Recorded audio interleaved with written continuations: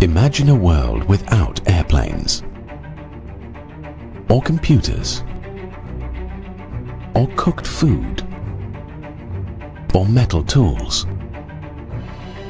or cars, or modern medicines, or electric lights, or cell phones, or any phones. Imagine a world without fire and the human capacity to harness it.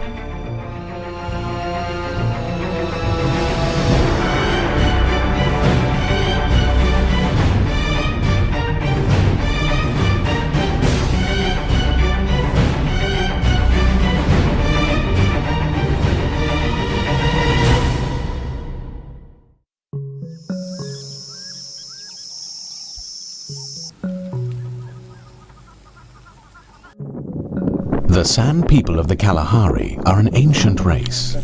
For many thousands of years, they have lived in southern Africa, and for thousands of years, they have made use of fire. San are an interesting people because they're one of the most ancient peoples on Earth. They're one of the groups of humans which are close to the sort of root of the human race. And they're making fire and they're showing the way ahead for all humanity. This was the root. This was the physical being. This was the route to knowledge. The harnessing of fire by humans predates recorded history. Our use of fire is so much a part of human culture, in fact, that most of us probably don't give it a second thought. But the mastery of fire was one of the greatest turning points in human history. If humans had not learned to harness fire, the world as we know it wouldn't exist. It was the mastery of fire that allowed the development of technologies on which our modern lives depend. Fire enabled cooking, which made it easier for early humans to digest food and gain the calories they needed to nourish their large brains. Fire enabled ceramics, which led to the production of pottery, pipes, bricks, and tiles. Fire led to the creation of glass, which produced glassware, windows, plate glass mirrors, and eyeglasses. And fire led to the rise of metallurgy, which allowed us to transform raw ore containing copper, iron, and other metals into utensils, weapons, and tools. Metallurgy in turn led to one invention after another. Metal nails, steel, printing presses, steam turbines, telegraphs, internal combustion engines, light bulbs, telephones, automobiles, televisions, computer chips. In short, humanity's mastery of fire was the initial domino that produced a succession of innovations leading to the world we know today. But as critical as fire is to the world we live in, its miraculous powers couldn't have been harnessed just anywhere or by just anyone. In fact, there's only one known planet in the universe designed to reap the benefits of fire: Earth. And there's only one known animal capable of harnessing the power of fire: humans. In order for our planet to fully realize the life-giving powers of fire, a multitude of precise and exacting conditions had to be met. First, our planet had to have the right kind of atmosphere, one that permits both the existence of fire and the existence of a biological creature capable of using it. You need to have an atmosphere that supports both biological respiration and combustion. And it's not it seems, well, all atmospheres would be like that, but that's not correct. You can array, there's various types of atmosphere with different proportions of nitrogen and oxygen, different atmospheric pressures, in which we could breathe and survive okay, but you couldn't make a fire. And there's many atmospheres like that. So the first thing you need is an atmosphere in which we can breathe and which can also support fire. That's condition number one. But to get the right kind of atmosphere, you also need a planet of just the right size. You need to have a planet about the size of the Earth. So why do you need a rocky planet like the Earth? You need that because if the planets much larger than the Earth retain their primeval atmospheres, that is, they retain hydrogen and helium, light gases, and the conditions on large planets are incompatible with the sort of atmosphere we have. Only planets of the right size can possess an oxygen-rich atmosphere, which is required if you want to have both respiration and combustion. Planets much larger than the Earth, like Jupiter, retain light gases like hydrogen in their atmospheres by their strong gravitational pull, and cannot undergo planetary and atmospheric evolution into a rocky planet like the Earth with an oxygen-rich atmosphere. Planets much smaller than the Earth, on the other hand, can't maintain free oxygen for another reason. A small planet's gravitational pull is so weak that oxygen molecules will float away into space. Only a planet roughly the size of Earth has a gravitational pull strong enough to retain an atmosphere like our own, containing oxygen needed for combustion and respiration, but weak enough so that it won't retain its primordial hydrogen. Our Earth is big enough to retain heavy molecules like carbon dioxide and oxygen and water vapor and things. It's got enough pull to keep them in, but it lets the hydrogen and helium go. You need a rocky planet, something of the size of the Earth, to have an atmosphere like ours which will support respiration and combustion. In order to harness the most important benefits of fire, you also need the right kind of fuel. Fuel that can generate fires with sufficient heat. Working with iron typically requires heat in excess of 2100 degrees Fahrenheit or 1200 degrees Celsius. You can't achieve or maintain that sort of heat simply by burning grass or branches. You need coal or charcoal or something equivalent. But the existence of such fuels depends on the flourishing of large, woody plants. Those plants in turn are made possible by a molecule known as lignin. Lignin strengthens cell walls, allowing plants to grow taller, and it slows the breakdown of organic matter in the soil, providing a soil rich enough to support large trees. Many scientists also believe lignin facilitated the creation of vast deposits of coal in Earth's history by preventing the breakdown of organic matter until it could be fossilized.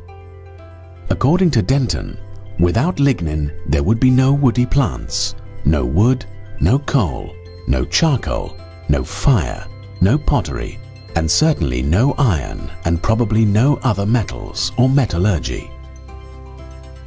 But even once you have the right kind of fuel, that's still not enough. You also need a living being capable of making and using fire. And to be able to do that, the living being must have a body of just the right size and design. To get a fire sufficiently hot to smelt metals, you really need to have some big chunks of wood, or use charcoal or coke. You can't smelt a metal by burning bits of grass. So you've got to be able to hew some wood and assemble a considerable number of blocks of wood to get a really hot fire. I mean, you can't imagine an ant handling fire because it would burn up long before it got to the actual fire.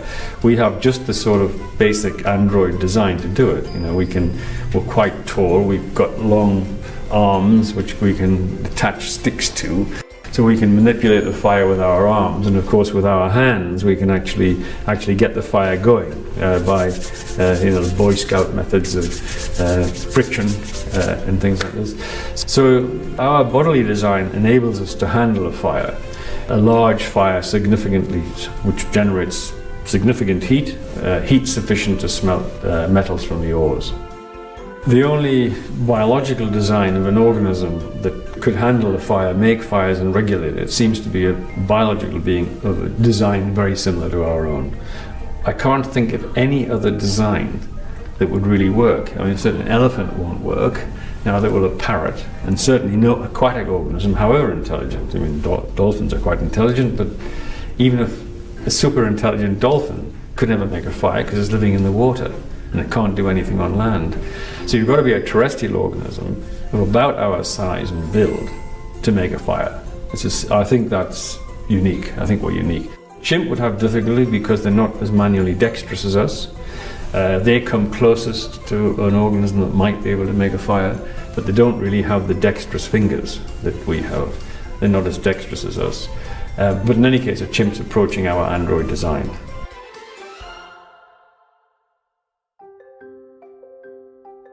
If you look at all the organisms on the Earth, I mean, there's millions of different species. Of all terrestrial organisms, only beings of our basic design are optimized to do this. And I think that would apply throughout the universe. We are uniquely fit to make a fire. A creature that harnesses fire not only needs to be the right size, however, it needs muscles of the right strength. You need to have muscles sufficiently strong to raise you off the ground, and that's not a trivial problem. There's a scaling problem. The bigger and bigger the organism gets, the less and less relatively powerful its muscles are. And so the fact that we can stand upright depends on the fact that you can have muscles as strong as they are. And in fact, if we had to stand much higher than we are, probably an android form like us would be impossible. So you need muscles of a certain strength.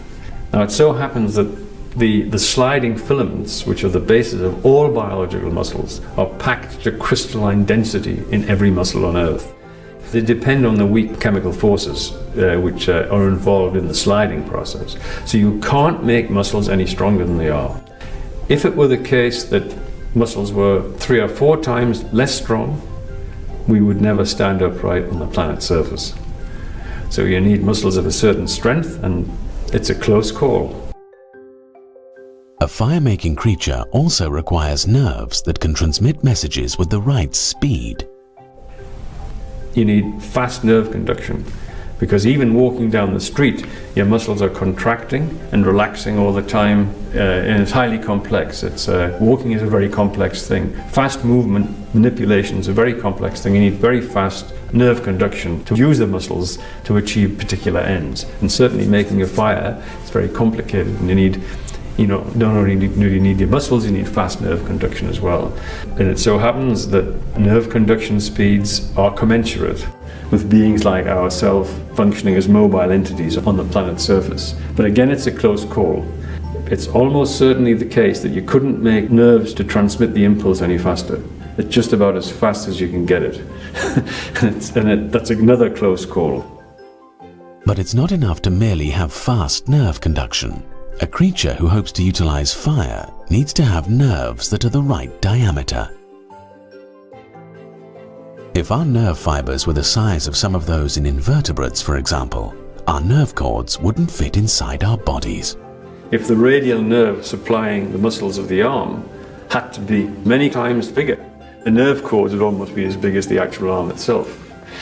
So not only have you got to have nerves that conduct impulses very quickly, you've got to have nerves which in fact occupy only a smallish volume of for instance, the limbs, or it would become impossible. In the case of good vision, which you also need to make a fire, the optic nerve would be as big as the head.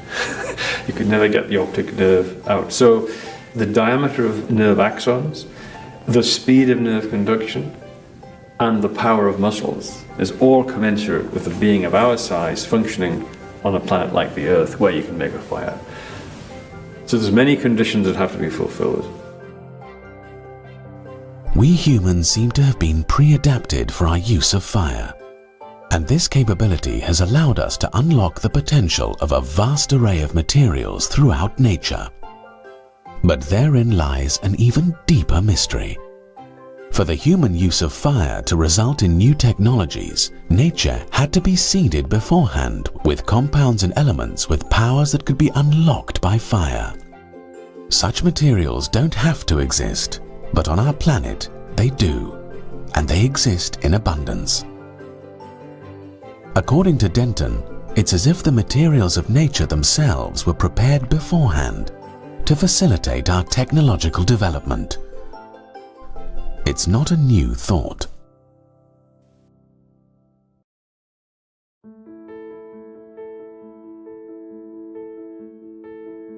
All this life upon our Earth has led up to and culminated in that of man. Alfred Russel Wallace was co-founder with Charles Darwin of the modern theory of evolution by natural selection. Unlike Darwin, Wallace believed that evolution had been guided to produce animals like human beings, and to produce a world where humans could flourish. In his book, The World of Life, Wallace wrote about the key metals that supply the basis for modern technology, like iron and copper. All of these are widely distributed in the rocks. They are also obtained from their ores without much difficulty, which has led to their being utilized from very early times. Each of the metals has very special qualities, which renders it useful for certain purposes, and these have so entered into our daily life that it is difficult to conceive how we should do without them. Without iron and copper, an effective steam engine could not have been constructed. Our whole vast system of machinery could never have come into existence. Wallace asked whether it was just a fluke that key metals were so useful to man and so readily available throughout the earth. Is it a pure accident that these metals, with their special physical qualities which render them so useful to us, should have existed on the earth for so many millions of years for no apparent or possible use, but become so supremely useful when man appeared and began to rise towards civilization? Wallace didn't think that the existence on our planet of materials necessary for modern technology was just a fluke. He even argued that science itself was dependent on natural capacities pre-built into the chemical elements and compounds from which our world is constructed. To take just one example, Wallace highlighted the critical importance to scientific discovery of the chemical compounds that make possible the production of clear glass. Although most of us probably take it for granted, clear glass has been essential to the development of modern science. Without its use in bottles, tubes, etc., chemistry could hardly exist, while astronomy could not have advanced beyond the stage to which it had been brought by Copernicus and Kepler. It rendered possible the microscope, the telescope, and the spectroscope. Three instruments without which neither the starry heavens nor the myriads of life forms would have had their inner mysteries laid open to us. According to Wallace, the serendipitous features of natural materials pointed to a cause beyond physical nature. We are brought face to face with a body of facts which are wholly unintelligible on any other theory than that the Earth and the universe of which it forms a part was constituted as it is in order to supply us with the means of exploring and studying the inner mechanism of the world in which we live, of enabling us to appreciate its overwhelming complexity, and thus to form a more adequate conception of its author and of its ultimate cause. And it is impossible to conceive of that cause as other than an all-pervading mind.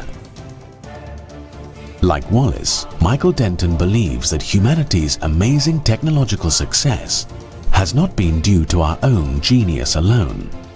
It's also the result of finely tuned conditions and properties of matter that make our technological advances possible. So there's a huge number of conditions that must be satisfied in nature for beings of our biology to thrive, to thrive and live on a planet like the Earth and make a fire. It's a vast chain of coincidences in nature, and each one's a close call. We have reaped the benefits of the technological revolution enabled by our mastery of fire. But our potential to make and use fire seems to have been built into our bodies and into the Earth's biosphere from the very beginning.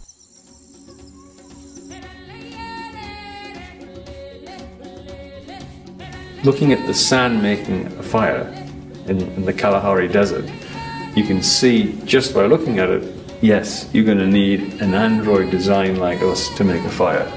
It's just it's explicit in the way they make the fire. Very beautiful, actually. And you can see, looking at them, that man has the ideal design to make the fire. And it's quite electrifying, because you can see that in that ideal design, it's opening up the route to metallurgy, to knowledge, and to modern civilization.